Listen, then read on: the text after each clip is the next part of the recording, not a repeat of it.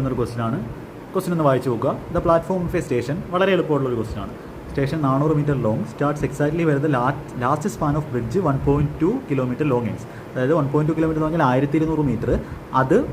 അതും 400 മീറ്ററുള്ള പ്ലാറ്റ്ഫോമും ഒരേ ഇതിലാണ് സ്റ്റാർട്ട് ചെയ്യുന്നത്. അതായത് പ്ലാറ്റ്ഫോം കഴിഞ്ഞിട്ട് ബ്രിഡ്ജ് തുടങ്ങുന്നു. അപ്പോൾ ടോട്ടൽ 1600 മീറ്ററായി.